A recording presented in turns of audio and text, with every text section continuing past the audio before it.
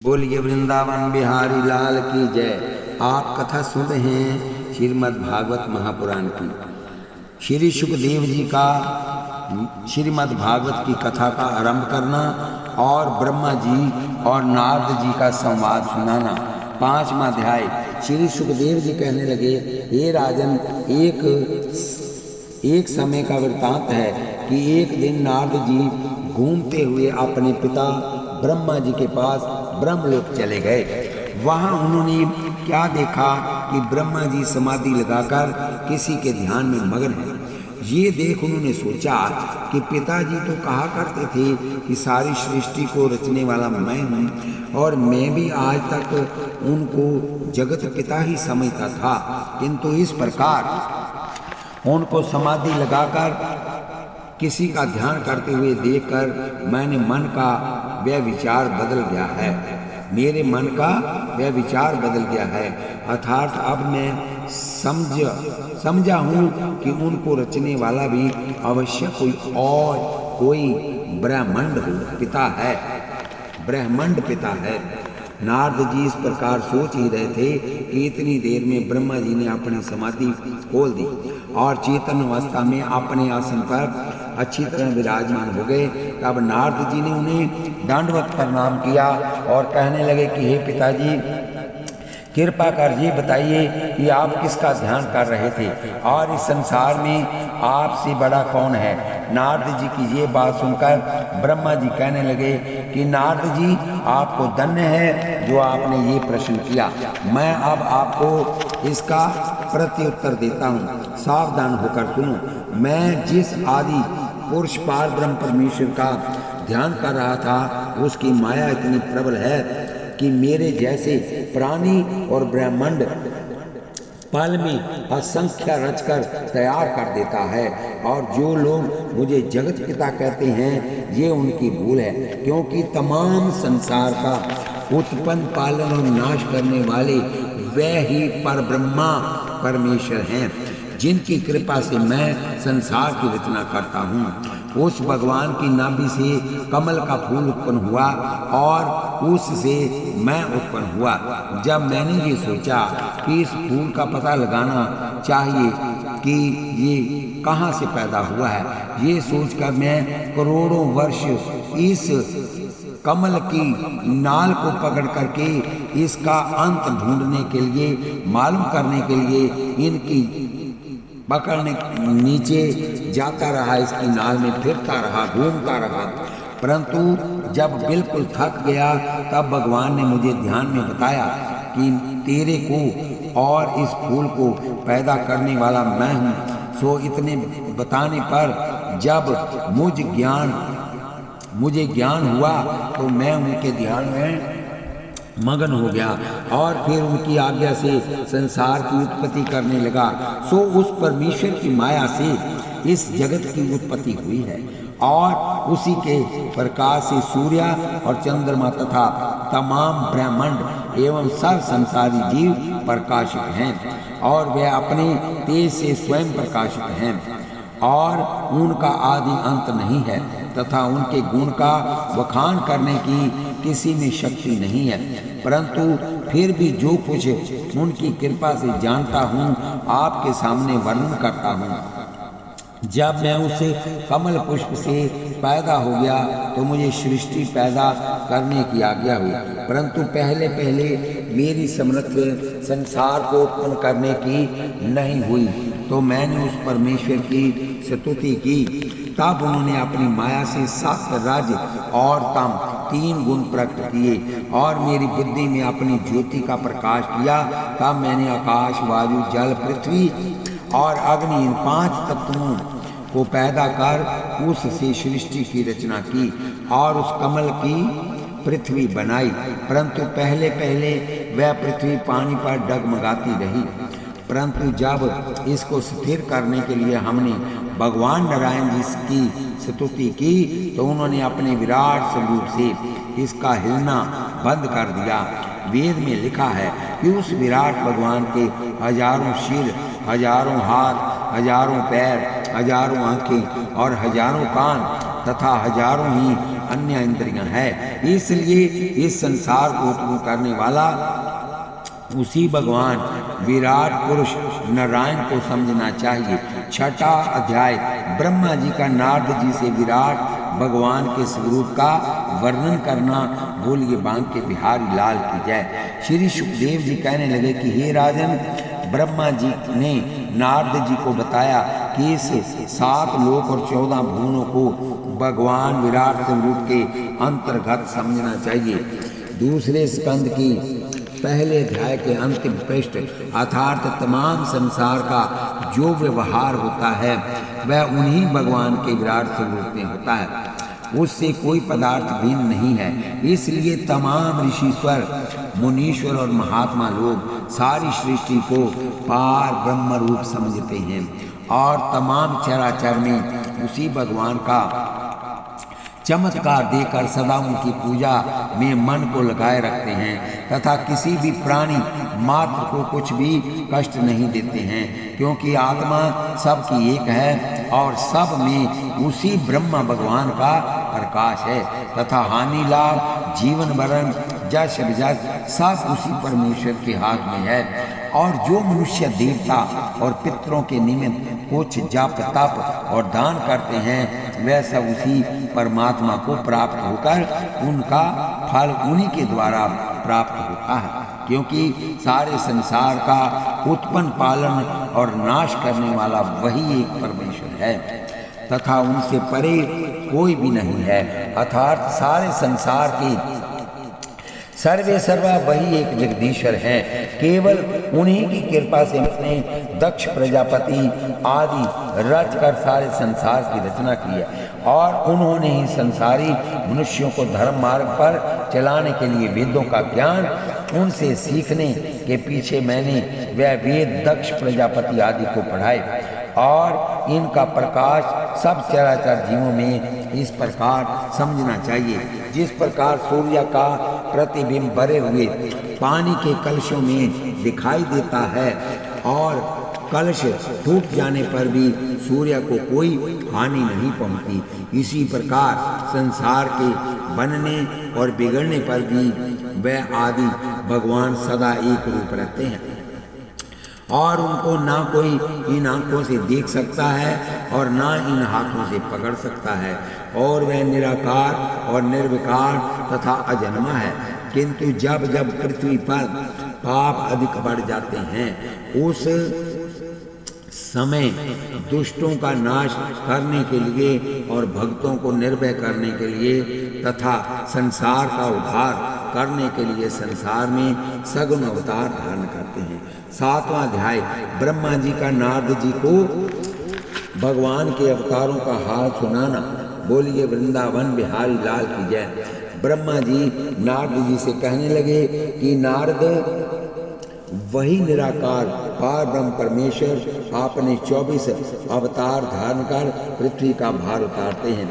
हरि नारायण मोहिनी सनकादिक पृथु कच्छ हंस राम धन्वंतरी विष्णु कृष्ण और मत्स्य वासुदेव व्यास देव नरसिंह और यज्ञ पुरुष भगवान परशुराम है ग्रीव और ऋषभ कपिल मुनि जान दत्तात्रेय वराह और वामन ले अवतार कली में बुद्ध और कल्कि से हरे भूमि का भार। इसलिए हे नारद, जो संसारी माया में लिप्त रहते हैं वह भी इन अवतारों की लीला पढ़ और सुनकर भवसागर पार उतर जाएंगे और वह ही परमेश्वर मेरा रूप धरकर संसार की उत्पत्ति करते हैं और विष्णु का रूप धारण कर संसार का पालन करते हैं और महादेव जी का रूप धारण कर संहार करते हैं। इसलिए वह तीनों रूप भी उसी पार ब्रह्म परमेश्वर के समझने चाहिए और जिस प्राणी पर उनकी कृपा होती है वह ही उनकी भक्ति करते हैं और जिन पर उनकी कृपा नहीं होती वह सदा माया जाल में लिप्त रहकर स्त्री पुत्र और द्रव्य में मन को फंसाए रखते हैं और फिर अपने शुभाशुभ कर्मों का फल भोगकर 1,84,000 में भटकते फिरते रहते हैं। इसलिए संसार से पार होने के लिए और 1,84,000 जोनी से छूटने के लिए पर ब्रह्मा परमेश्वर की आवश्यक भक्ति करनी चाहिए। और अब हम आपको श्रीमद् भागवत के तत्व के 4 श्लोक जो भगवान विष्णु से हमने सुने थे सुनाते हैं, जिनका सार ये है कि इस समस्त संसार को पैदा करने वाला केवल एक परमेश्वर है, जो अपनी इच्छा से इनको लाखों बार रचकर अपने में लवलीन कर लेता है। उसका ना कोई आदि है और ना मध्य है तथा ना अंत ही है। वह सबसे परे और वह निराकार निर्विकार अजन्मा सात्चित आनंद स्वरूप और दुख सुख से रहित है। उस भगवान को न दुख होता न सुख होता है, सदा एक रस में बैठा रहता है तथा जीवों के शुभाशुभ कर्मों का वही फल देने वाला है। एवं सबसे पहले भी वही था और सबके पीछे भी वही रहेगा। ये तमाम ब्रह्मांड उसी के प्रकाश से प्रकाशित है और वही अपनी इच्छा से राम कृष्ण आदि सगुण अवतार धारण कर पापों का नाश और धर्म की वृद्धि करता है तथा पृथ्वी का भार उतार कर भक्तों को सुख देता है।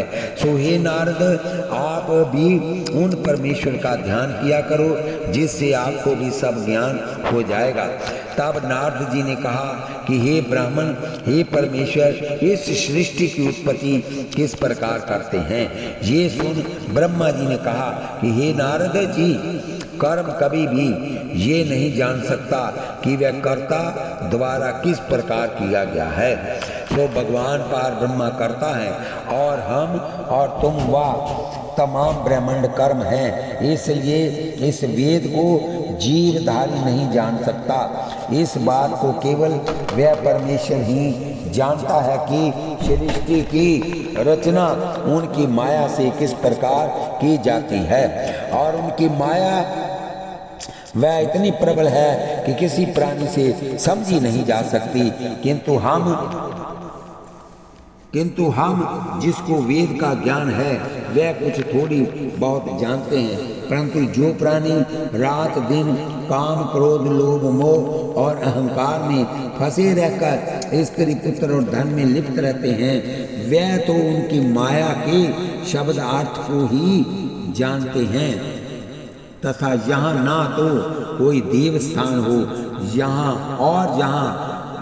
न यज्ञ दान जाप होम होकर भगवान की कथा होती है। वहाँ कलयुग का वास रहकर सदा लड़ाई झगड़ा झूठ कपट छल छिद्र अहिंसा और नाना कर्म के पाप होते रहते हैं। इसलिए उस स्थान में भूल करके भी नहीं जाना चाहिए।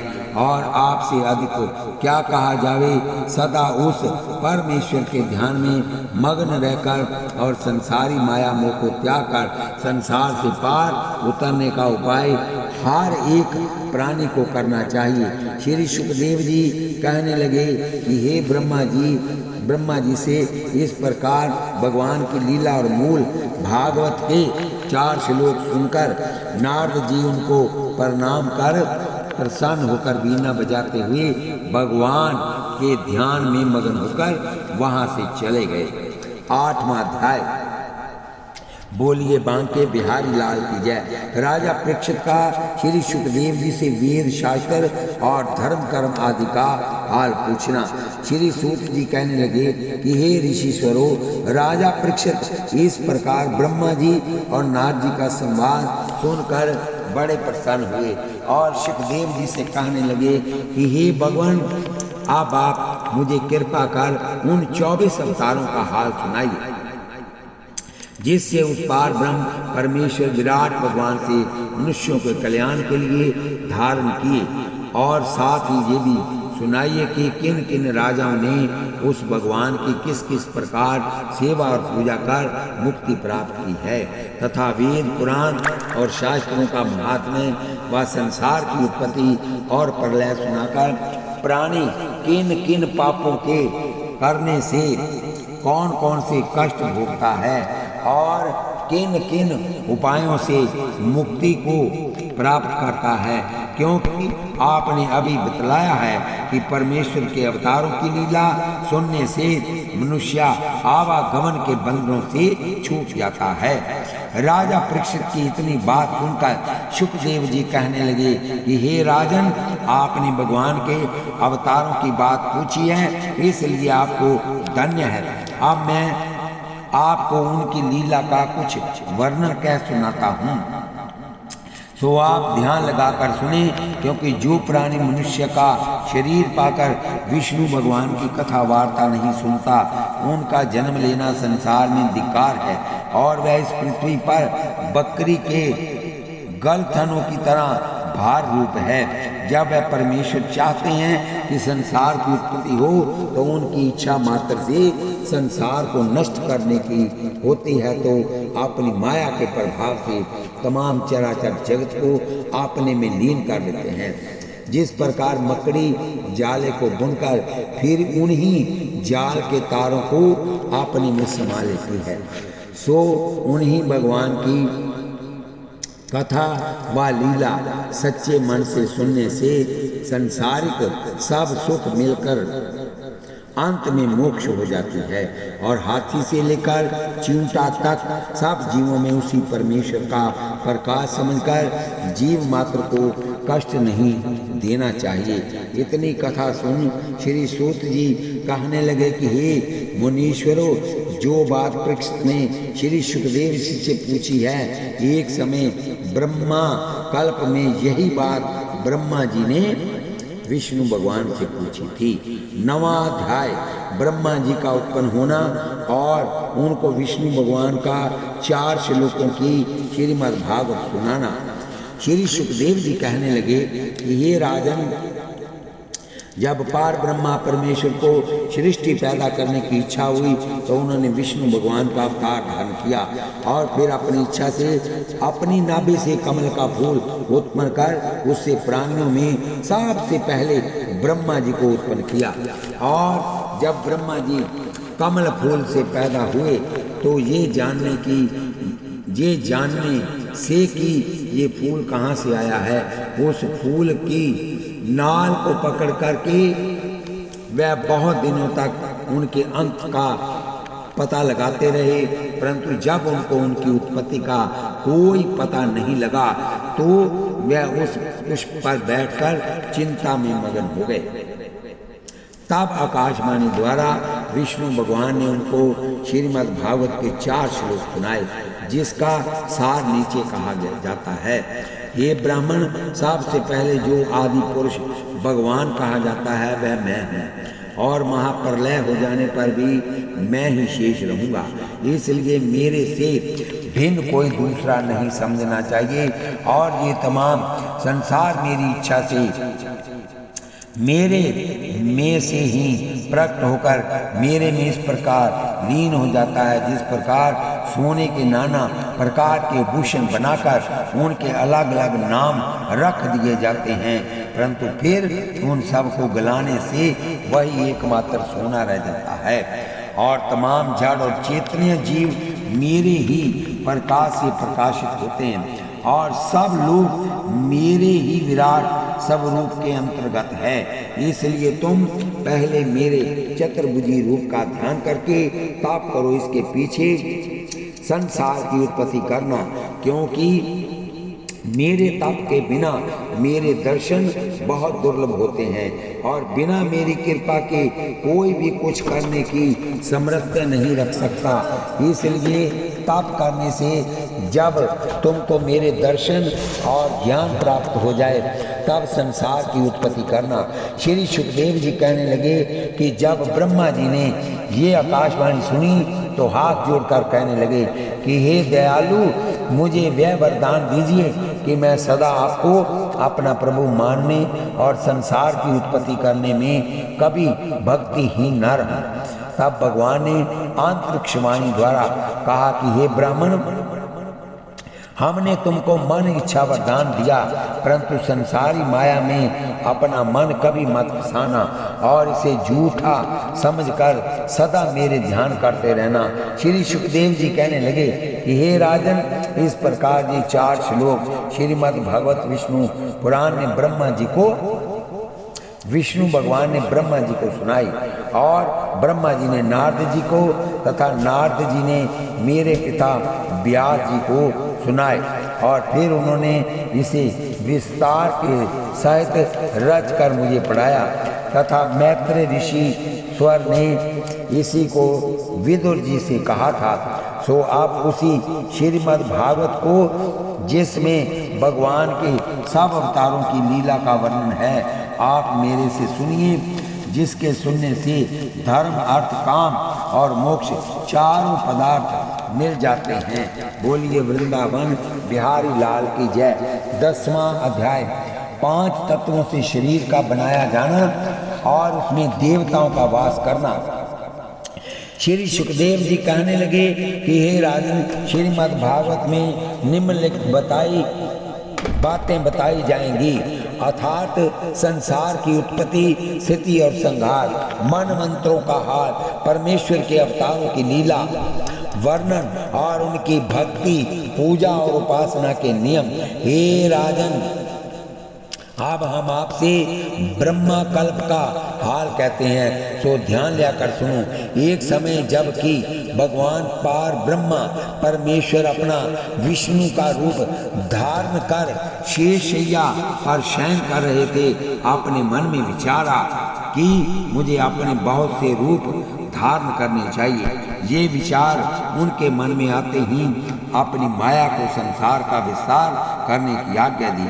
सो उस माया ने उसी समय स्वर्ग, पाताल, मृत्युलोक बनाकर 7 रज और तम तीनों गुणों को प्रकट कर दिया और फिर तम से अहंकार, रज से हाथ, पैर, वाणी, लिंग अथवा गुद्दा से ये 5 कर्म इंद्रियां और 7 से नेत्र, कान, जीवा, नाक और त्वचा ये 5 ज्ञान इंद्रियां तथा इसी प्रकार तमोगुण से आकाश, वायु, जल, अग्नि और ये 5 तत्व सतोगुण से शब्द, स्पर्श, सवार, भूति, सूंघने की शक्ति और बुद्धि प्रकट हुई और इसके बाद शरीर बन जाने पर शरीर की 10 इंद्रियों 10 देवताओं को इस प्रकार सौंपी गई कि अग्नि देवता को मुख, वर्ण को जीवा, दिशा देवता को कान, अश्विनी कुमारों को नाक, इंद्र को हाथ, सूर्य को आंख, मित्रा वर्ण को लिंग, जमराज को गुदा और यज्ञ पुरुष को पैर तथा ब्रह्मा जी को बुद्धि दी गई। सब देवताओं ने चाहा कि उस मूर्ति को खड़ा कर हिलाएं, चलाएं और बुलाएं, परंतु उनके लाख उपाय करने पर भी वह शरीर किसी कार्य में भी शक्तिशाली नहीं हो सका। तो उन्होंने उस नारायण का ध्यान किया जिसने तमाम संसार को रचाया है और जिसकी कृपा से ये मूर्ति तैयार की गई थी और कहने लगे कि हे भगवान, हम इस मूर्ति को कार्य कराने में असमर्थ हैं, तो आप कृपा कर इनको कुछ शक्ति दीजिए जिससे ये अपना कार्य भली प्रकार कर सके। ये प्रार्थना सुनकर भगवान ने कुछ प्रकाश अपना उस मूर्ति को दिया तो उसी समय उठ खड़ी हुई और उसी की तमाम इंद्रियां देवताओं की शक्ति से यथा रीति कार्य करने लग गई। तो हे राजन, इस प्रकार उस पार ब्रह्म परमेश्वर ने इस शरीर की रचना कर तमाम इंद्रियां देवताओं को सौंप रखी हैं और वे देवता इस शरीर की अपनी अपनी इंद्रियों से इस प्रकार की आशा रखते हैं कि जीवा सदा जगदीश्वर का भजन कर किसी का कभी भी जी न दुखाए और कान सदा कृष्ण कन्हैया की कथा सुनकर किसी कुकर्मी की कहानी न सुने और पैर सदा परमेश्वर की प्रतिमा और परमार्थी पुरुषों के दर्शन के लिए जाकर कभी पापी पुरुषों के पाहुने बनकर न जाएं, और हाथ सदा हरि भक्त और अनाथों को दान दे और उनकी रक्षा कर। कभी हथियार धारण कर हिंसा न करे, और आंखें सदा आनंद स्वरूप आदि पुरुष की मूर्ति का और सबको आनंद देने वाले पुरुषों का दर्शन कर। कभी अधर्मी और अनाड़ियों के दर्शन न करें, जिससे उनका और हमारा कल्याण होता रहे। और प्राणियों में सत रज और तम तीनों गुणों में से एक गुण आधे पहर उपस्थित रहता है। सो यहाँ तक हो सके आदमी को अहंकार त्याग अनंत भगवान का जप करना चाहिए। जो इस दूजे स्कंद को पढ़े सुने दे कान, उसको श्री सुत सुख सदा देवे श्री भगवान। बोलिए वृंदावन बिहारी लाल की जय, बोलिए गणपति महाराज की जय। ओम श्री गणेशाय नमः। सुख सागर तीसरा सगंध पहला अध्याय। विदुर जी का उद्धव भक्त से मार्ग में भेंट कर मैत्रेय ऋषिश्वर से जमुना किनारे मिलना तथा जय विजय और कपिल देव जी के अवतार की कथा, रुद्राणी राधा रसा रसपति राम स्वरूप, रुद्र रेवती रमन रवि रखे रुपये रुचि कूप। भगवान श्री कृष्णचंद्र और विदुर जी का राजा दुर्योधन को पांडवों को राज्य भाग देने के लिए समझाना और उनका मना करना। श्री सुखदेव जी कहने लगे कि हे राजन, जो बात आपने हमसे पूछी थी वही बात लक्ष्मी जी ने विष्णु भगवान से और शेषनाग जी ने लक्ष्मी से तथा वात्स्यायन ऋषि ने शेषनाग जी से एवं मैत्रेय जी ने वात्स्यायन जी से और इसी प्रकार विदुर जी ने मैत्रेय ऋषि से पूछी थी। इतनी बात सुनकर महाराजा परीक्षित सुखदेव जी से कहने लगे कि हे भगवान, विदुर जी और मैत्रेय ऋषिश्वर की भेंट किस जगह हुई थी, सो कृपा कर उसका हाल सम्यक प्रकार से बताएं। ये सुनकर सुखदेव जी कहने लगे कि हे राजन, आपके परदादा पांडु और धृतराष्ट्र दो भाई थे, और विदुर जी दासी से उत्पन्न होने पर भी आपके परदादा ही लगते थे। सो तुम्हारे परदादा पांडु के वैकुंठ सिधार जाने पर और तुम्हारे दादा युधिष्ठिर, अर्जुन, भीम, नकुल और सहदेव के बालक होने पर राजगद्दी पर धृतराष्ट्र को बिठा दिया गया था। परंतु धृतराष्ट्र ये अच्छी तरह जानता था कि यदि युधिष्ठिर जीवित रहे तो एक दिन तुझे इस राजगद्दी से संन्यास धारण करना पड़ेगा। ये सोचकर उसने तुम्हारे दादा पांचों भाइयों को बचपन में ही लाख का भवन बनाकर उसमें अग्नि लगा मारना चाहा था, परंतु भगवान श्याम सुंदर की कृपा से उनका उस समय बाल भी बांका न हुआ। इसके बाद भीमसेन को विष के लड्डू दे मारना चाहा और तत्पश्चात अधर्म से जुआ खेलकर राज्य धन और सब आभूषण छीन पतिव्रता द्रौपदी को भरी सभा में नंगी करना चाहा और तदनंतर 13 वर्ष का वनवास देकर अनेक प्रकार के कष्ट दिए। परंतु ईश्वर की कृपा से जब वे सब विपत्तियों से बचकर वापस आए तो उन्होंने अपना राज्य मांगा था।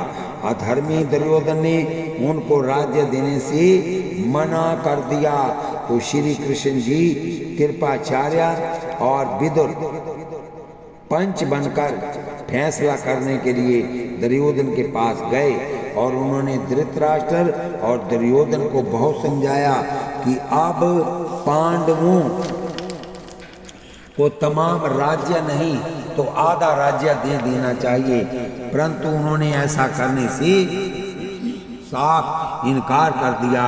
सो अंत में श्री कृष्ण जी ने केवल 5 गांव पांडवों के रहने के लिए मांग लिए, परंतु इस पर भी दुष्ट दुर्योधन ने भगवान कृष्ण को कोरा उत्तर देकर ये कहा, हे कृष्ण, सुई की नोक जितनी जमीन में जितनी टिकती है उतनी पृथ्वी भी पांडवों को नहीं दूंगा।